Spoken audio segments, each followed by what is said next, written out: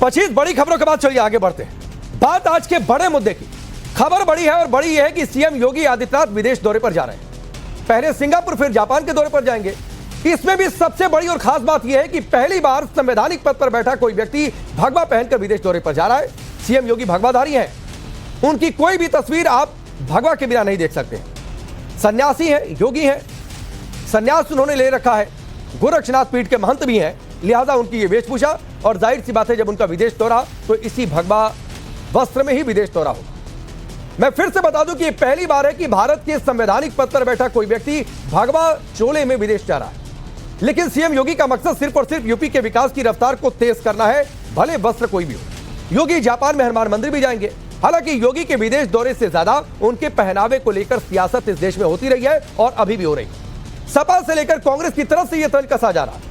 अखिलेश यादव ने तो social media पर यह लिख दिया कि चला चली की बेला है, मनसुख पर्यटन पर जा रहे हैं। अब मनसुख पर्यटन क्यों उन्होंने कहा, पहले सुनिए क्या प्रतिक्रियाएं आई। अब सुना है कि जापान जा रहे हैं। किसी इनके संगी साथी चापलूस को जापान जाना था, उसने कहीं ये कह दिया कि वनस्पति वहाँ बहुत अच्छी मिलती है। उसी वनस्पति के चक्कर में लगता है घूमने जा रहे हैं। आप रेड कारपेट वेलकम में कितना भी खर्च करते हैं, पर उत्तर प्रदेश के कितने नौजवानों को रोजगार मिला, उत्तर प्रदेश को इस निवेश से क्या फायदा हुआ? जब तक सरकार इस पर व्हाइट पेपर नहीं लाएगी, ये जनता क्या जान पाएगी? मोदी जी थोड़ा लेट कर गए। उन्हें पहले जाना चाहिए था, जापान भी जाना चाहिए था, सिंगापुर, अमेरिका, लंदन भी जाना चाहिए। तो जब वहां से जा करके देखते कि वो कहाँ हैं और वो कहाँ खड़े हैं, तो ये कपड़े की लड़ाई, धर्मों की लड़ाई, जातियों की लड़ाई, इससे ऊपर उठ करके उत्तर प्रदेश की तरक्की और खुशहाली के लिए कुछ काम करते।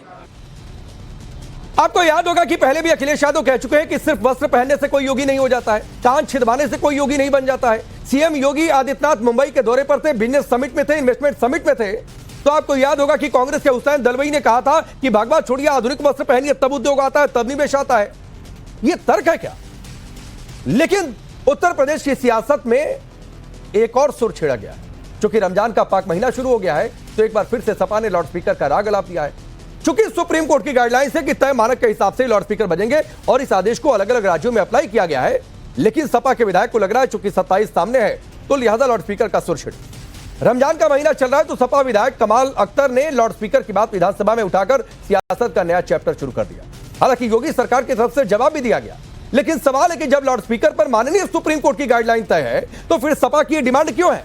क्या 27 की जंग के लिए तुष्टीकरण का खेल विधानसभा के पटल से खेला जा रहा है क्या? सुनिए जरा इस पर भी रिएक्शंस जो आए। पिछले दिनों सरकार की तरफ से ज्यादातर धार्मिक स्थलों से लाउड स्पीकर हटा दिए गए हैं, तो सरकार समय समय पे सर त्योहारों के लिए परमिशन देती रहती है।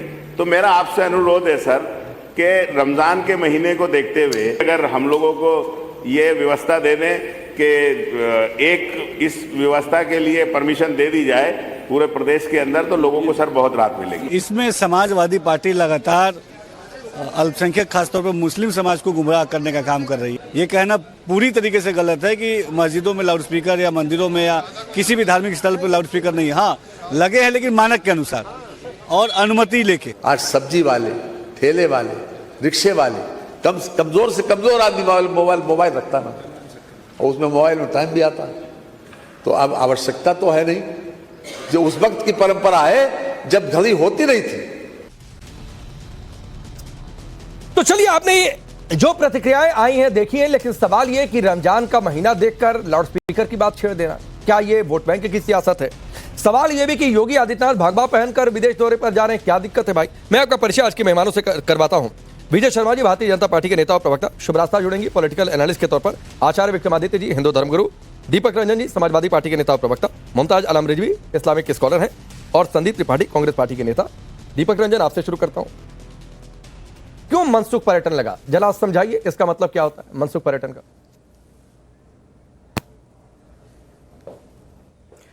देखिए राकेश भाई, मुख्यमंत्री जी जा रहे हैं, बड़ी देर से जा रहे हैं, लेकिन चलिए जा रहे हैं। मुख्यमंत्री जी जो है प्रधानमंत्री की नकल करते हुए आज जा तो रहे हैं, ये सही है, बिल्कुल सही है।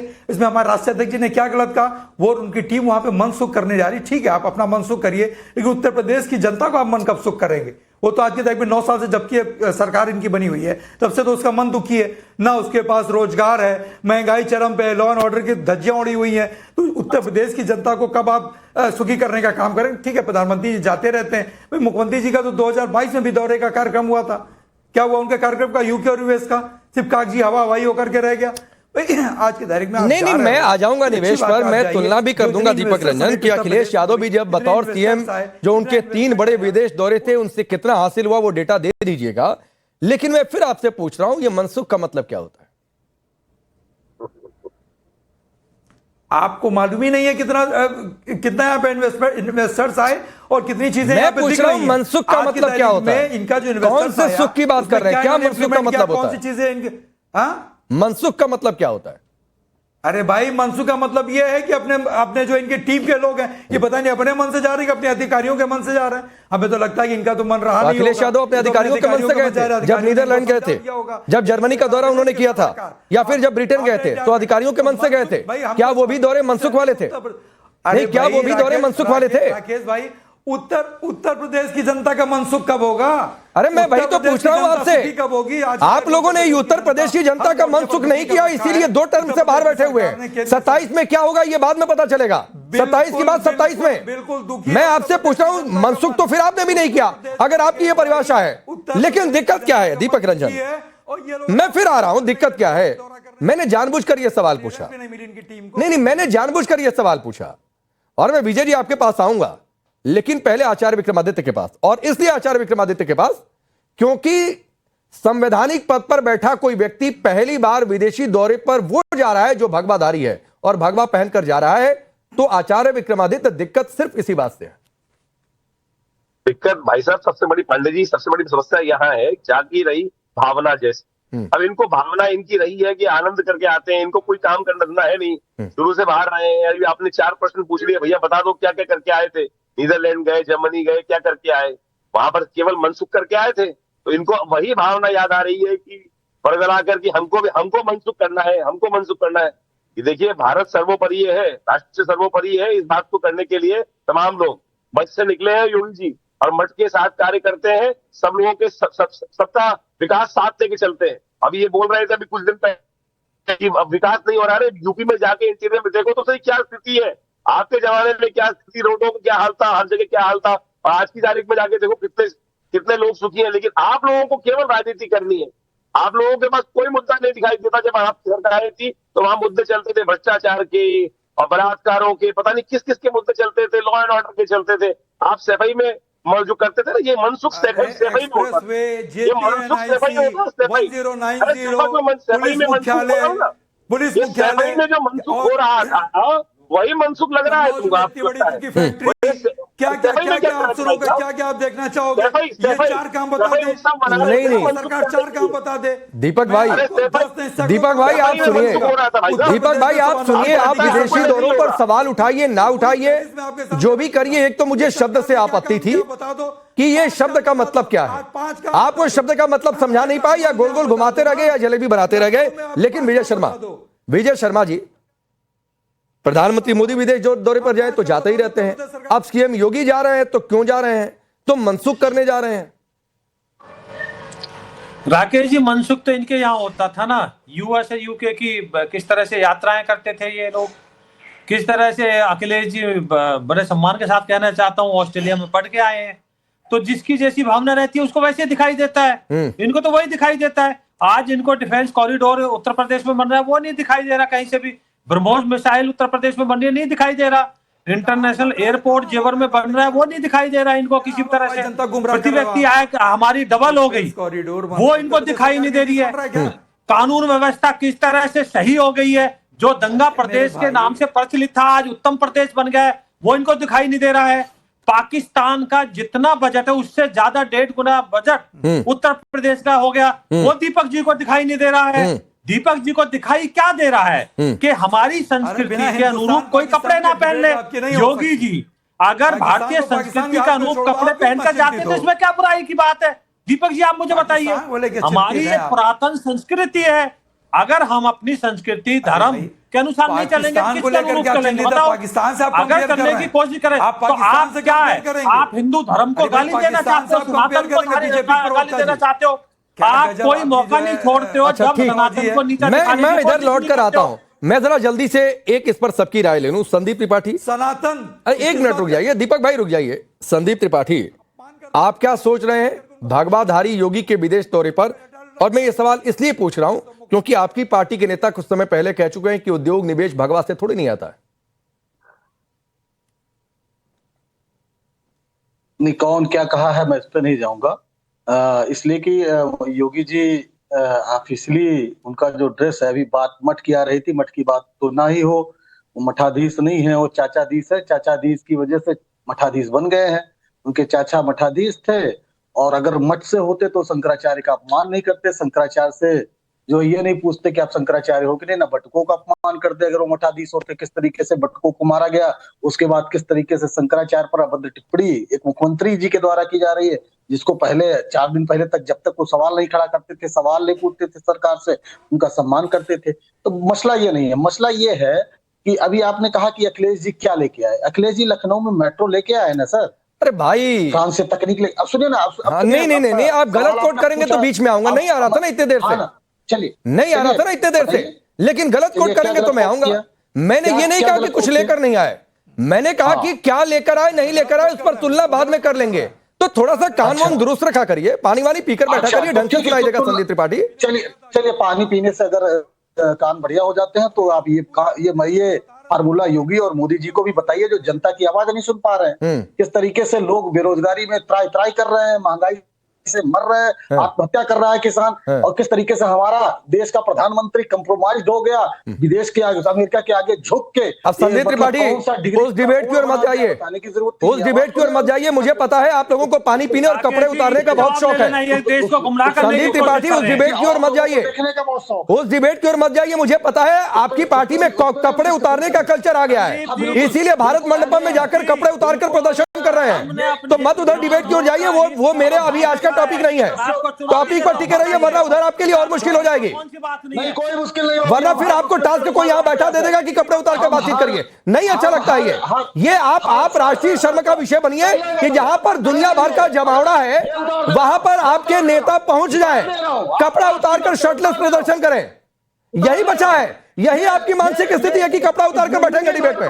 यही आपकी मानसिक स्थिति है संदीप त्रिपाठी, यही मानसिक स्थिति है आप लोगों की कि युवा कांग्रेस के नेताओं को भेज दो जहां एआई का जमाना है, वहां पर कपड़ा उतारकर शर्टलेस होकर प्रदर्शन करो।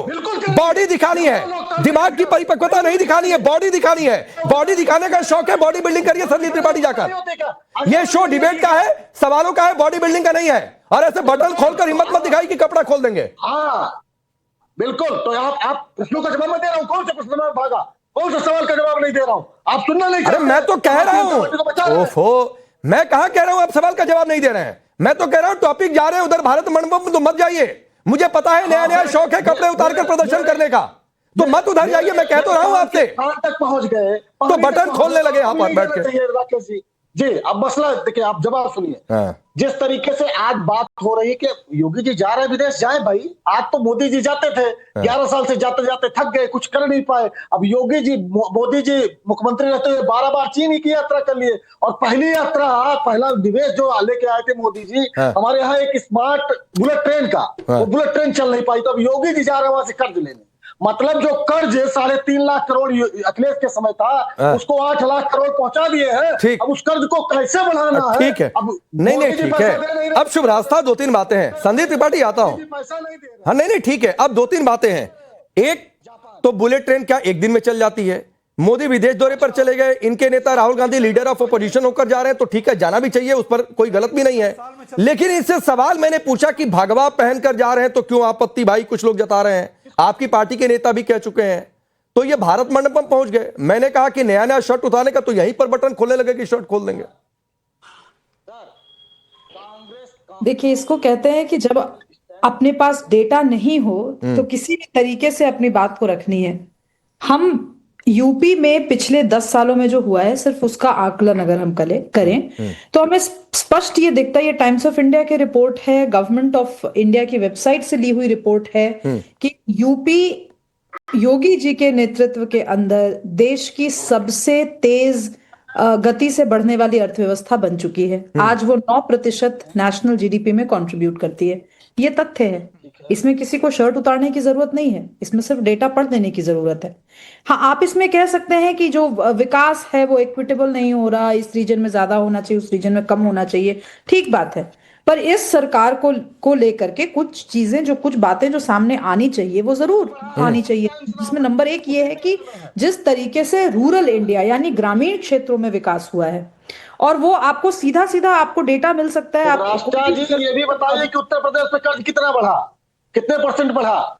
नेता आप है कि हम रुपया का कर्ज 8 लाख करोड़ पहुंच गया ना। उसी नेता रिपोर्ट जिस रिपोर्ट की बात कर रहे हैं, नेता आप है कि हम हैं? वो कर दीजिए। आप कह रहे हैं डाटा, कौन सा क्या तरीका है बात करने का? संदीप त्रिपाठी सवाल पूछ लिया ना आपने, शुभरास्ता का समय आपने सवाल पूछ लिया, तो जिसकी बारी है वही बोलेगा। बोलिए शुभरास्ता। जब संदीप त्रिपाठी जी तमाम तरीके का प्रपंच यहाँ कर रहे थे, मैंने एक बार उनके बीच में नहीं बोला। अब कम से कम बात सुनने का मादा रखा कीजिए।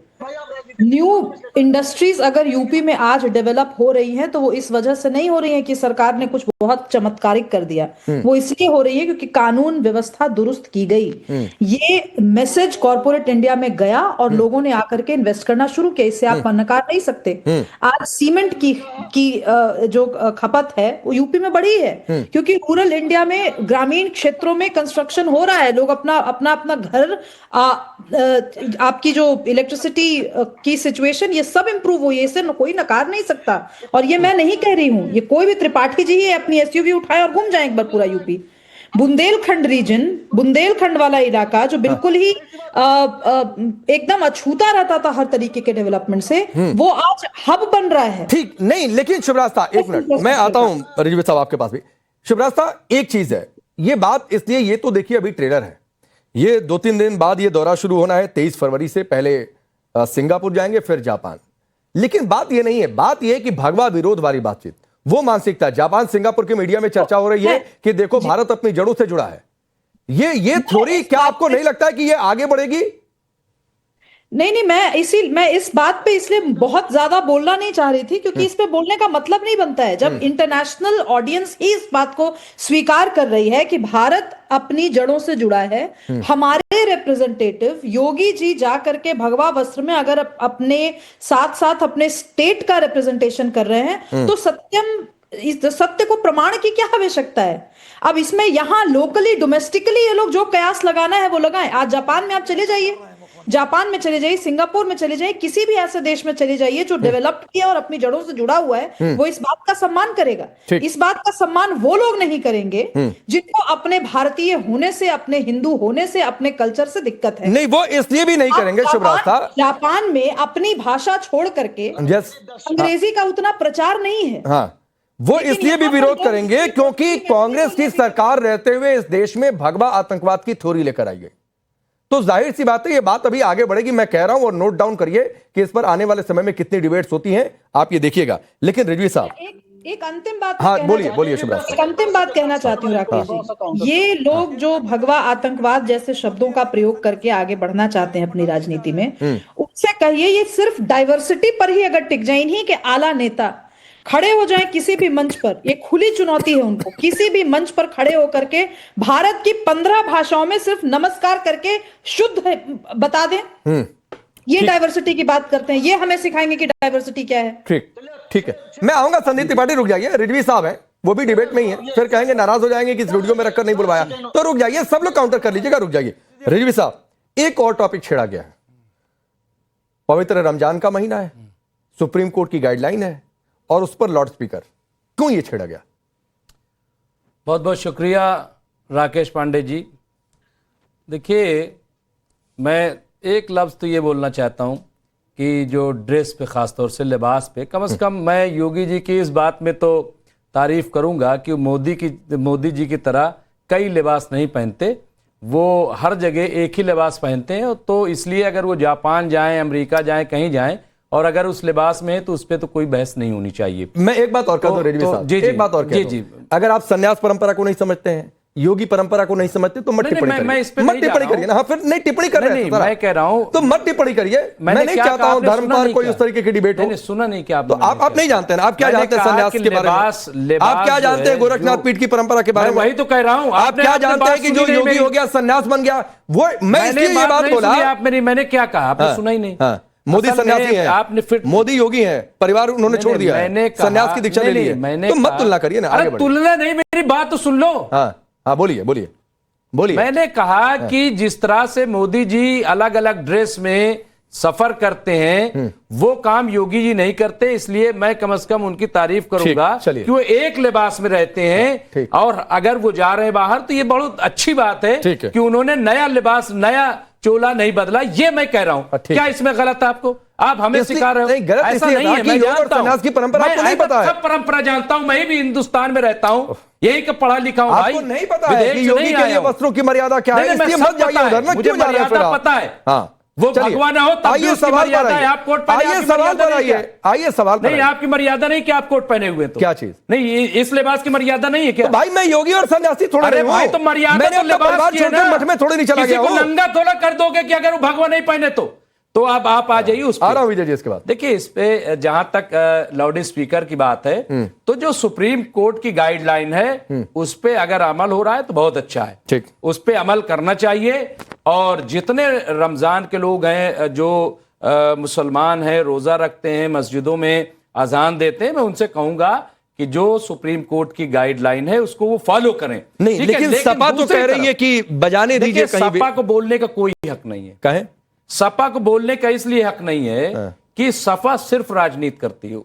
वो मुसलमानों के हक में कभी नहीं सोचती कुछ, सिर्फ वोट बैंक उनका इस्तेमाल करती, उनके हक में कुछ नहीं है। 12 से 17 तक जो हालात थे, ठीक है, एक तरफ मुसलमान रो रहा था, दंगे से पीड़ित था, और सफाई में नंगा नाच हो रहा था, तो आप उसकी बात ना कीजिए, तमाम आप ही लोगों ने चलाई थी, मैं नहीं चला रहा हूं। तो इसलिए समाजवादी पार्टी तो कम से कम इस तरह की बातों में बात ना करे, उसको बोलने का हक ही नहीं है। पूरा 600 दंगे हुए, 12 से लेकर के 17 तक 600 दंगे हुए और किसी को सजा नहीं हुई। जियाउल हक, आप कोई ये समाजवादी तर्जुमान बताएं डीवाईएसपी जो जियाउल हक को जिस तरह से मारा गया, किसको सजा हुई? और 600 दंगे हुए, किसको इनके सरकार में सजा हुई? जो बीजेपी का एमएलए कन्विक्ट हुआ है वो योगी जी के दौर में हुआ है। मैं तारीफ नहीं कर रहा हूं, लेकिन मैं हकीकत बता रहा हूं, ये सच्चाई है। तो अलग ट्रेलर है दीपक रंजन। नहीं, टेलर नहीं, मैं ये अलग ट्रेलर दिखा रहे हैं रिजवी साहब यहाँ स्टूडियो में बैठकर। लेकिन क्या करेंगे 27 में? ये वोट, हाँ मैं आ रहा हूं, ये वोट बैंक तो हट गया आपसे। ये असल में आज की तारीख में भारतीय जनता पार्टी के एजेंट के रूप में नहीं, मैं एजेंट हो गए, मतलब दंगे नहीं हुए 600 ज्यादा, 600 ज्यादा दंगे नहीं हुए, बताइए दंगे नहीं हुए? जब मुजफ्फरनगर में लोग ठिठुर रहे थे, कैंपों में अपनी जान बचा रहे थे, तो तुम सफाई में नाच कर रहे थे। उठा के देखिए 2013 की तस्वीर, आपको शर्म नहीं आती? आप बोलते हो, मतलब कोई सवाल भी आपसे न उठाए, सिर्फ वोट आपको दे दे, सिर्फ वोट आपको दे दे। और सुनिए, अरे चुप रहिए, आपको बोलने कोई हक नहीं है। आप बताइए, अच्छा किसको सजा हुई? बताइए, कितने लोग कन्विक्ट हुए आपके सरकार में? कितने लोग कन्विक्ट हुए आपके सरकार में? आपके सरकार में कितने लोग कन्विक्ट हुए हमें बताइए। और मुसलमानों का क्या डेवलपमेंट हुआ आप बताइए, क्या मुसलमानों के लिए आपने किया? 2012-17 तक दीपक रंजन कुछ भी आपने किया? बीजेपी भी कुछ नहीं कर रही। शर्मा आपको बड़ा आनंद आ रहा होगा, मुसलमानों पे विजय शर्मा आपको बड़ा आनंद आ रहा होगा कि रिजवी साहब जो अभी तक आप लोगों की खिलाफत की, आप लोगों ने मुसलमानों को टारगेट पर ले रखा है, वो तो सपा कांग्रेस कोई बता रहे हैं कि मुसलमानों का सबसे बड़ा दुश्मन यही दोनों पार्टी है। माननीय न्यायालय ने उनको, राकेश जी ये तो सर्वविदित सच्चाई है, वो बताएं या ना बताएं, सबको नहीं पता है क्या कि वहां किस तरह का नाच हो रहा था, किस तरह से फिल्मी तारे आ रहे थे, और वहां सर्दियों की रात में हिंदू और मुस्लिम दोनों सड़कों पे थे। हिंदुओं को भी प्रताड़ित किया गया। सोनिया गांधी, मनमोहन सिंह जाते हैं मुजफ्फरनगर में और एक कैंप पे मुस्लिमों के में मिलके आ जाते हैं और हिंदू चिल्लाते रह जाते हैं, रोते रह जाते हैं, बिलखते रह जाते हैं, उनका दौरा भी नहीं करते हैं। ये शासन था, ये प्रशासन था, ये सेंट्रल गवर्नमेंट थी। शर्म आनी चाहिए ऐसी सरकार को संदीप जी जो एक पक्ष की ऐसी इस तरह की बातें करती है। बीजेपी की भी वैसे ही है, जहाँ तक समाजवादी की भी बात सही है। एक ही सरकार अच्छी नहीं है, वो बहन मायावती जी की थी 2007 से 2012 तक। आप क्या बसपा में जा रहे हैं? आप क्या बसपा में जा रहे हैं? आप बसपा में जा रहे हैं? बुलेट नहीं, बसपा में जाने के नहीं, मैं बसपा में हूँ, उसमें क्या दिक्कत है? अच्छा, बसपा में आप हैं?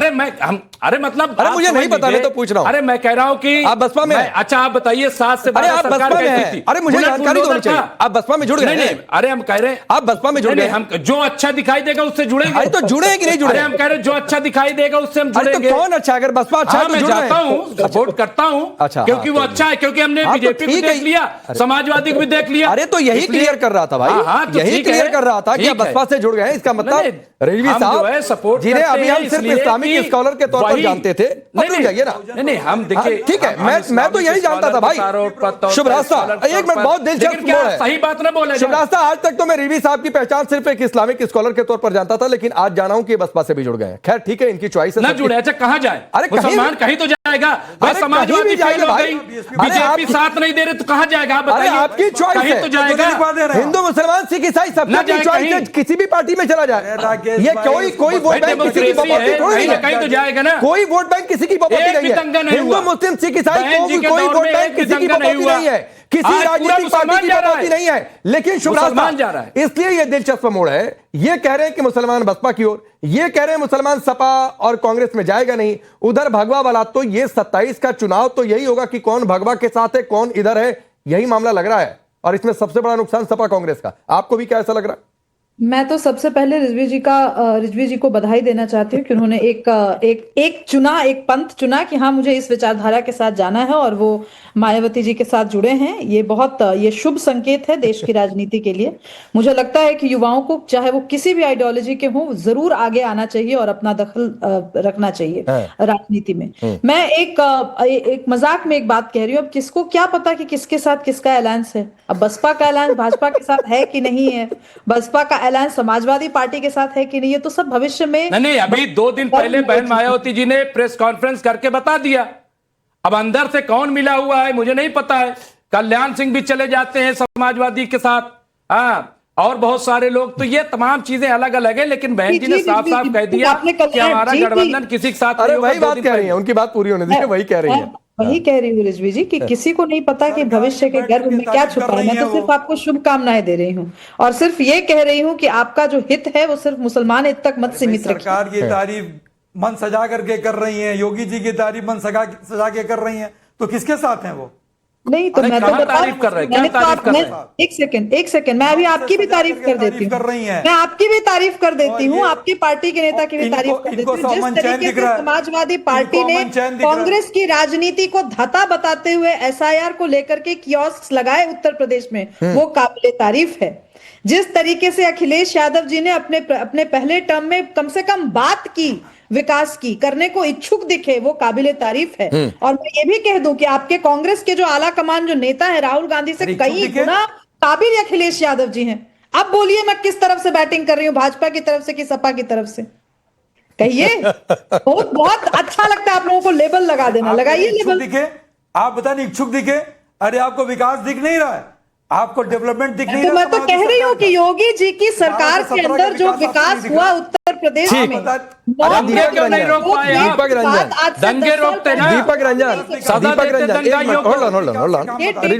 मैं अपनी तरफ से कुछ नहीं अरे कह रही। अरे दीपक भाई, इच्छुक दिखे इस पर भी आपको आपत्ति है क्या? सरकार के ये तो अच्छी बात है, कोई भी नेता अगर विकास करने को इच्छुक दिखे तो ये तो उसकी तारीफ होती है। और ये बात बिल्कुल शुभ रास्ता ने सही कही है। मैंने ग्राउंड पर भी देखा कि यूपी में शायद सपा से बेहतर काम किसी ने नहीं किया SIR को लेकर, जितने उनके कार्यकर्ता एक्टिव दिखे हैं। आपकी भी बीजेपी में जाने की इच्छा है तो क्या आप हैं? ये अब आप सपना देख लेंगे, आप इच्छुक दिख रहे हैं बीजेपी, ये आप सपना देख लेंगे। अब रिजवी साहब बसपा में चले गए तो इसका मतलब थोड़ी नहीं कि शुभ रास्ता भी बीजेपी में चली जाएंगी। सपना आप देख रहे हैं, इसका मतलब थोड़ा नहीं है। भाजपा में जाना हो तो आप आज से 10 साल पहले गए होते, अभी क्या कर रहे हैं? अभी हम चलिए संदीप त्रिपाठी, संदीप त्रिपाठी बोलिए। आप बहुत देर से इशारा करें, कोई सवाल नहीं पूछता हूँ, आप बोलिए क्या आप कहना चाह रहे हैं? नहीं, 2 बातें हैं मेरी। सुब्राष्टा जी कह रहे हैं कि योगी जी ने उत्तर प्रदेश में इतना विकास कर दिया है, इतना विकास कर दिया है कि विकास की गंगा बह रही है और लोगों को युद्धरत क्षेत्र में नौकरी करने के लिए जाना पड़ रहा है। कितना विकास भाई! ये त्रिपाठी जी मेरी कोई शब्द ना मैंने गलत बयानी मत कीजिए। सुनिए ना, शर्ट खोलते हैं आप नेशनल सुनिए। टेलीविजन पर, कम से कम जो कहा है उसी को खोलने का मादा रखा कीजिए। विकास की चलिए, फिर गंगा से- बह गई है और लोग क्या क्या जो भी आपने बोला कि किस मोमेंट में मैंने क्या बोला, हाँ, क्या आपने कहा कि नोट किया ना, 9% इतने की अच्छे से GDP नोट कर रहे हाँ, थे। 9%, मैं फिर से रिपीट कर रही हूँ, 9% ग्रोथ रेट, 9% ग्रोथ रेट की बात मैंने की है। नहीं नहीं शिवरास्ता जी, 9% नहीं शिवरास्ता जी, शिवरास्ता जी, आज इनको थोड़ा सा एडेड एडवांटेज दे दीजिए। इनका जो ध्यान है वो शर्टलेस प्रदर्शन पर जाकर टिका हुआ है भारत मंडपम में। अच्छा, तो दिमाग में इनके उसके अलावा कुछ आ नहीं रहा है, तो वो गलत मिसकोट करेंगे। हाँ, नहीं बिल्कुल ठीक बात है, वो गलत कोट अनकोट करेंगे। मैं सिर्फ ये कह रहा हूँ, अनकोट कह रहा हूँ। उन्होंने उनका मंतव्य ये था कि उत्तर प्रदेश में योगी जी ने विकास किया, मतलब ये मान रही है, अगर उस बात से पलट रही है तो मतलब वो मान रही है कि नहीं विकास नहीं किया, लेकिन 9% अरे GDP है। त्रिपाठी जी बात से नहीं पलट रहे, फिर से कह रहे हैं 9% ग्रोथ की बात की मैंने, बिल्कुल बिल्कुल नहीं पलट रही हूँ बात, लेकिन आप जिस तरीके से बात रखेंगे उस तरीके से मैं बात नहीं रखूंगी। 9% ग्रोथ रेट हुआ कि नहीं हुआ, 9% ग्रोथ हुआ कि नहीं हुआ, बात कीजिए ना इस पे। लेकिन विकास अच्छा सुनिए, मैं आगे बढ़ता हूँ। सुनिए संदीप जी, अब मेरे 2 सवाल है, जल्दी से जवाब दीजिए, समय कम है। जल्दी शिवराज साहब छोड़िए, इस टॉपिक को छोड़िए। अब संदीप त्रिपाठी, पहला सवाल, क्या लाउड स्पीकर सुप्रीम कोर्ट की गाइडलाइंस के उलट जाकर रमजान में भी बजना चाहिए, हाँ या ना? नहीं सर, उसमें हाईकोर्ट का आदेश है, उसके बाद सुप्रीम कोर्ट का आदेश है, मंदिरों में नहीं बजना चाहिए, लेकिन मंदिरों में बचता है सर। गाइडलाइंस के मुताबिक कहीं भी बजे, गाइडलाइंस के मुताबिक नहीं बचता सर, वो गाइडलाइन का कहाँ पालन होता है, नवरात्र आने तो वाले हैं कंप्लेन सर। करिए, कौन सी गाइडलाइन का अनुमति लेकर। ठीक, चलिए, ठीक गंगा बजाइए, मतलब कि नहीं, ठीक है। ये तो गैर हाँ, ठीक सनातनी है। है। अब एक बात बताइए, आपकी पार्टी ने, ठीक है, इस पर भी आपका व्यू सुन लिया। अब आपकी पार्टी ने भगवा आतंकवाद की थ्योरी दी थी देश की संसद से, तो अब योगी भगवा पहनकर जा रहे हैं, आप लोग यहीं तक है या आगे कुछ और कहेंगे? उसके भी जवाब, उसका भी, कांग्रेस ने कभी भी भगवा आतंकवाद की थ्योरी को नहीं जन्म दिया था। उस समय के एक गृह विभाग के अधिकारी, जो कि आज की डेट में भारतीय जनता पार्टी के, तो मंत्री क्या पढ़े लिखे नहीं है क्या, अनपढ़ नहीं है क्या, अनपढ़ है क्या? और सुनिए, आपके उन्हीं शिंदे साहब ने जो होम मिनिस्टर हुआ करते थे, सुनिए संदीप त्रिपाठी, आपके उन्हीं होम मिनिस्टर ने कह दिया, पार्टी की लाइन थी, मजबूरी में मुझे कहना पड़ा, एक इंटरव्यू में कहा था। छोड़ दीजिए ये सब बातें, अधिकारियों पर खेलने खालने की बात। अभी ये कहेंगे गोली किसी और अधिकारी ने चलवा दी थी। चलिए, वक्त इतना ही है। आप सबका बहुत बहुत शुक्रिया।